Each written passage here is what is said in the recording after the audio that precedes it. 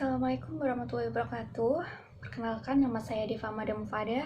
Saya akan mempresentasikan materi PSI, materi dari bab 9 sampai 15. Berikut materinya.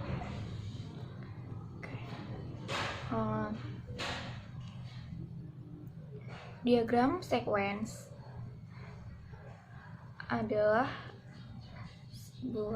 menggambarkan interaksi antar objek di dalam dan sekitar sistem atau termasuk pengguna.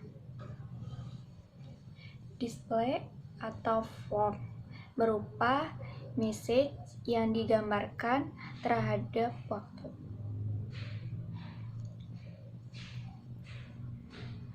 Sequence diagram biasa digunakan untuk menggambarkan skenario atau rangkaian langkah-langkah yang dilakukan sebagai respons dari sebuah event untuk menghasilkan output tertentu.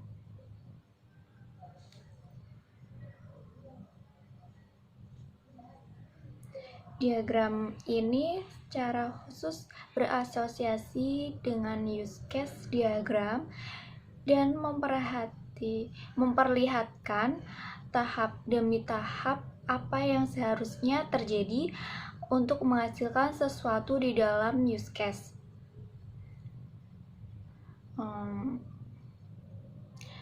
Tujuannya yaitu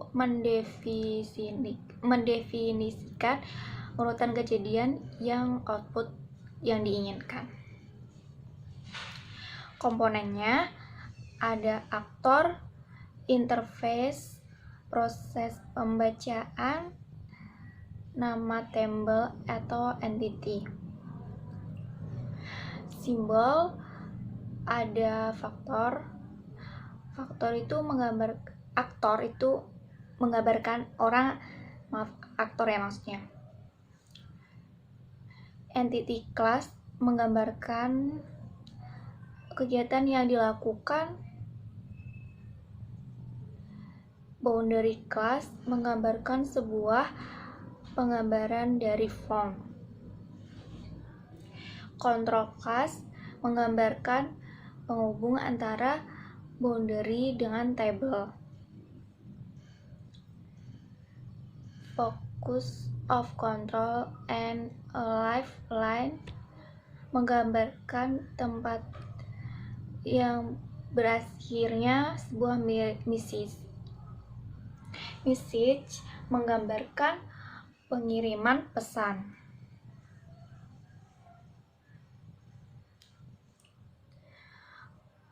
Partisipan itu objek yang terkait dengan sebuah urutan proses. Lifeline menggambarkan daur hidup sebuah objek. Activation suatu titik waktu di mana sebuah objek mulai berpartisipasi dalam sequence, ditandai dengan sebuah bar.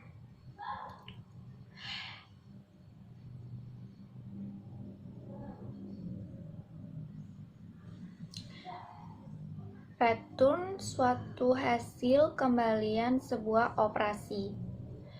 Operasi mengembalikan hasil tetapi boleh tidak ditulis.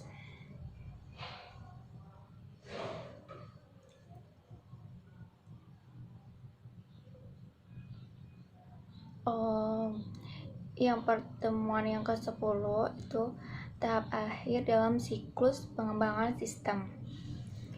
Melibatkan pengintegrasian semua komponen perancangan sistem termasuk perangkat lunak, pengkonferensian sistem total ke operasi.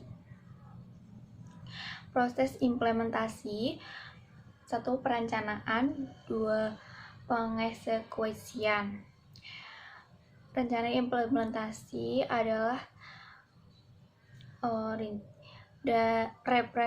presentasi grafik, mencari cara Pengimplementasian sistem.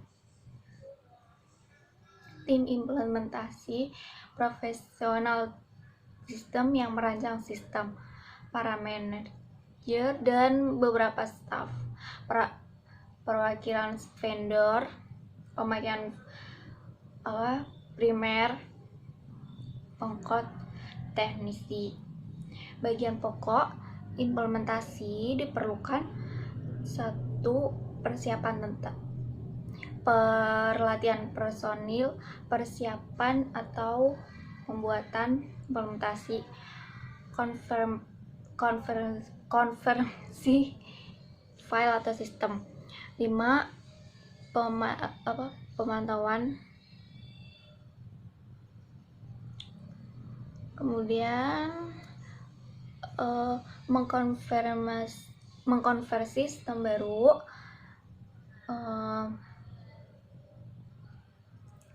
proses pengubahan dari sistem lama ke sistem baru, kompleksitas dalam ada beberapa faktor: jenis PL, database, perangkat H atau W, kendali jaringan, prosedur.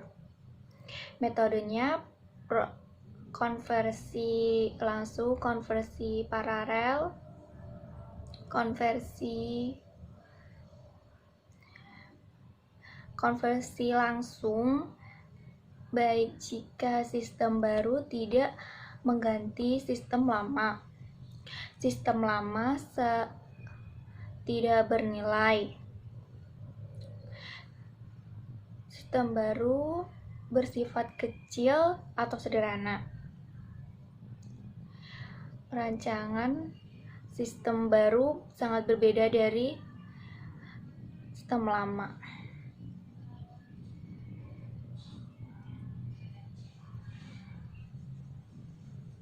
Kemudian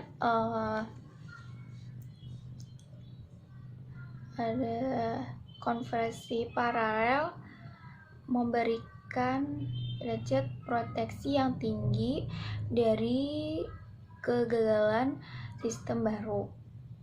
Biaya yang dibutuhkan cukup besar. Konversi phase-in. Sistem baru diimplementasikan beberapa kali, sedikit demi sedikit, untuk menggantikan sistem yang lama. Sistem harus disegmentasi. Perlu biaya tambahan untuk mengembangkan interface temporer. Daya terapnya terbatas.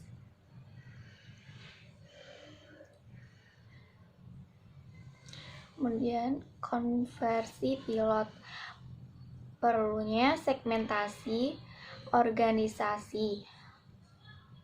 Resiko lebih rendah dibandingkan metode konversi langsung. Biaya lebih rendah dibandingkan konversi paralel.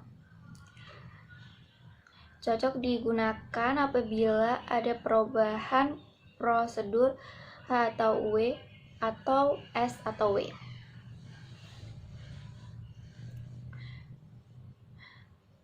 Mengkonversi file data.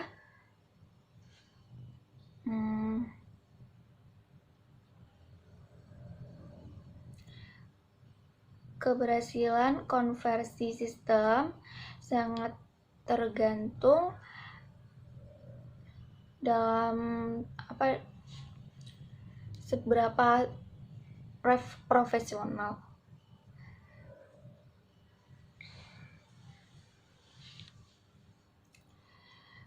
Konversi atau modifikasi meliputi format file, isi file, media penyimpanan.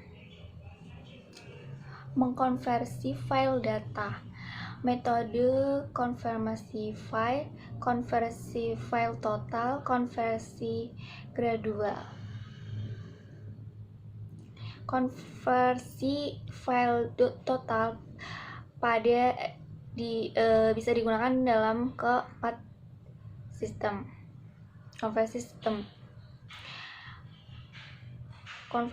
Konversi sistem gradual digunakan pada metode paralel. Mengkonversi file data, indeks data, file tabel, file backup.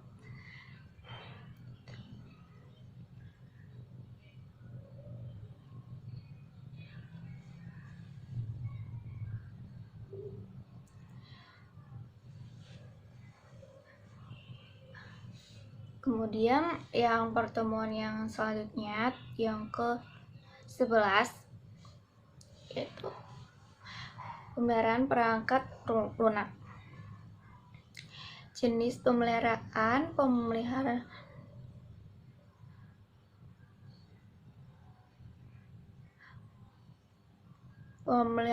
korektif, pemeliharaan adaptif, pemeliharaan penyempurnaan, dan pemeliharaan preventif.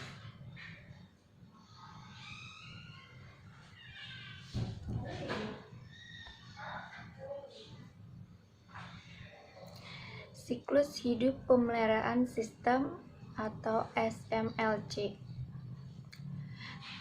Tahap SMLC memahami permintaan pemeliharaan, mentransformasi pemeliharaan menjadi perubahan, mengembangkan perubahan penguji, melatih pengguna dan melakukan tes penerimaan, pengkonversian, dan menunjukkan operasi, mengupdate dokumen, melakukan pemeriksaan paksa, implementasi. Maintainability atau kemampuan sistem pemeliharaan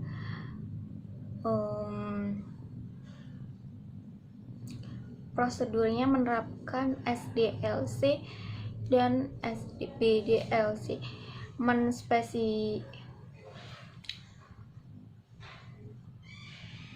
menggunakan bahasa pemrograman standar, merancang modul-modul yang terstruktur dengan baik, memperkerjakan modul yang dapat digunakan kembali, mempersiapkan dokumentasi yang jelas, terbaru, dan komprehensif, menginstal perangkat lunak, dokumentasi, dan soal-soal tes di dalam sentral case atau CMS.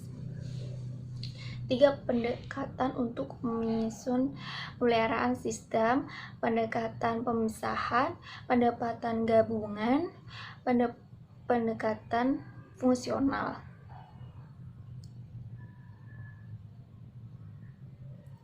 5 case tools yang membantu pemeliharaan sistem dari sistem lama dan membantu pemecahan,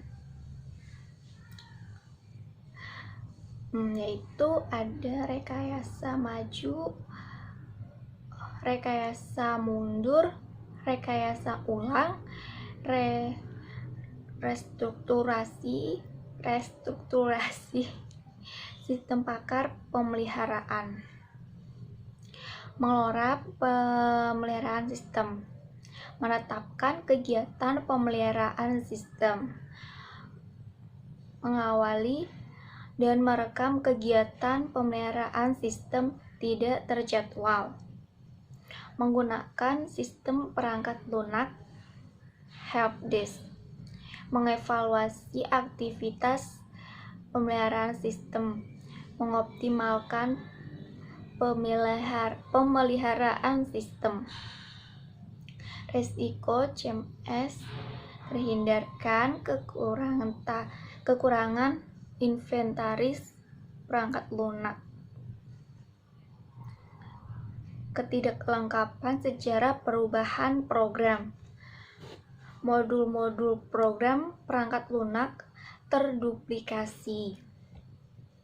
Perubahan perangkat lunak yang tidak sah. Kekurangan dokumentasi yang jelas, komprehensif, dan rendahnya kualitas dan rehabilitas perangkat lunak.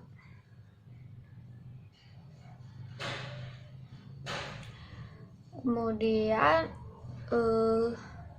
materi yang selanjutnya, perancangan sistem secara umum. Perancangan sistem dapat dibagi dalam dua bagian, yaitu satu, perancangan sistem secara umum atau konseptual, logikal atau perancangan secara makro. Yang kedua, perancangan sistem terinci atau perancangan sistem secara fisik.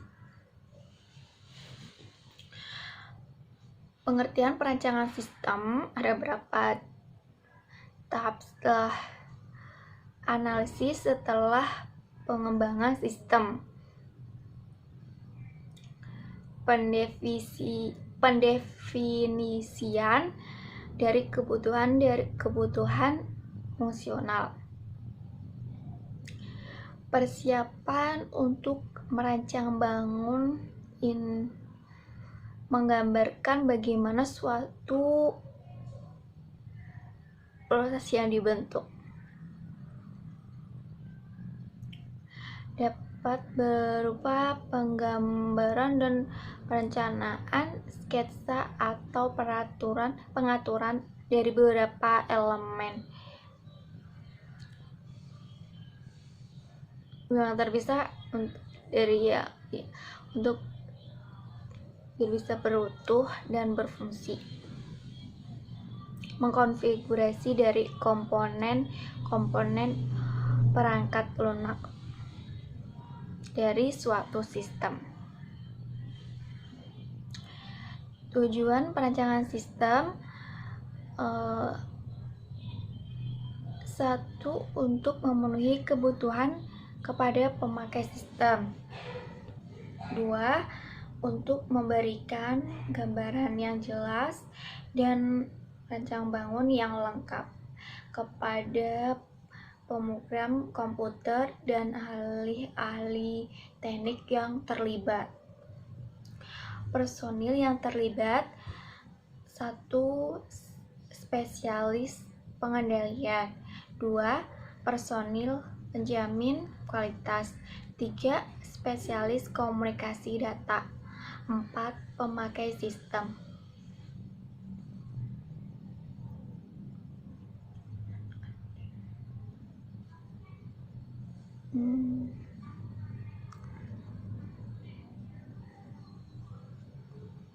Kemudian perancangan sistem secara umum, kuncinya adalah dapatkan, tuliskan ke dalam kertas tanpa mencoba untuk memperbaiki desain sistem lebih awal.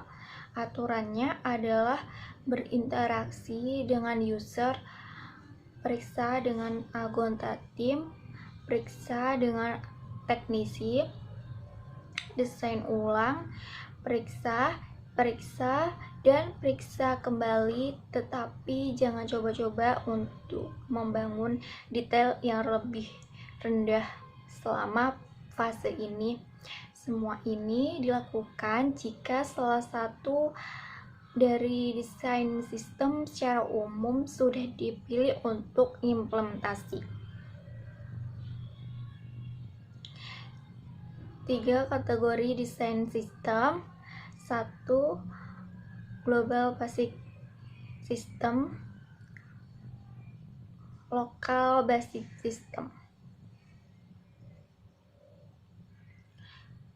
Global Basic System atau sistem berbasis global, yaitu untuk mendesain sistem yang berbasis global membutuhkan pemeriksaan secara seksama dan lengkap atau penggantian untuk seluruh komponen umum. Grup basic system atau sistem berbasis kelompok. Sistem ini melayani cabang-cabang dalam organisasi. Local basic system atau sistem berbasis lokal. Sistem ini khusus didesain untuk beberapa orang, sering 1 atau 2 untuk aplikasi untuk tambahan.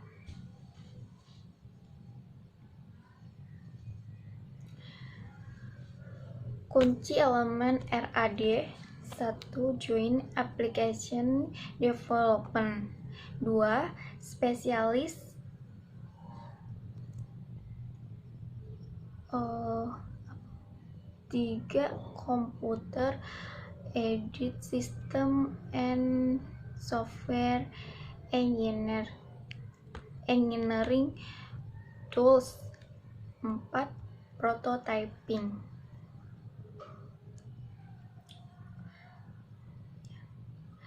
CAD efektif untuk digunakan sistem global basic. Kunci utamanya adalah joint user dan professional system untuk menganalisis dan mendesain sistem.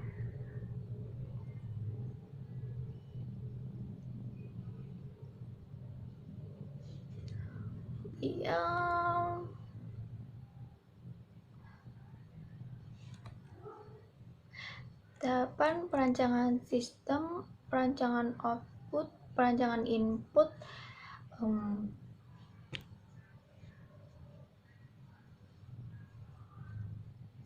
perancangan dialog, perancangan proses sistem, perancangan database,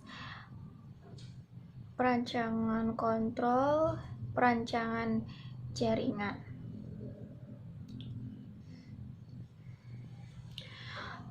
Terus pada temuan yang ke-13, perancangan sistem terinci. 1. Perancangan output.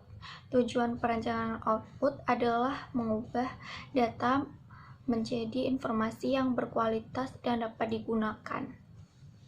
Tujuan akhirnya adalah untuk proses pengambilan keputusan. Gitu. Informasi yang berkualitas dapat digunakan meliputi hal-hal berikut: accessibility, timeliness, relevant, accuracy, usability.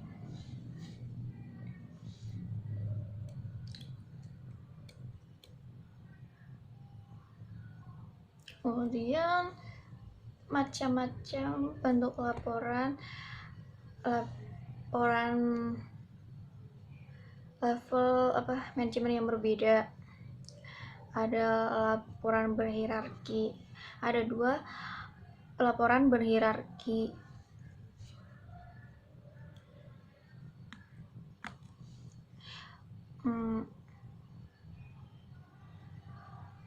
Yaitu ada filter report, laporan yang dirancang untuk memfilter elemen-elemen data yang dipilih dari database. Responsibility report, laporan yang dibuat untuk memutuskan siapa yang bertanggung jawab terhadap suatu laporan. Laporan untuk membandingkan data, ada 3 laporan.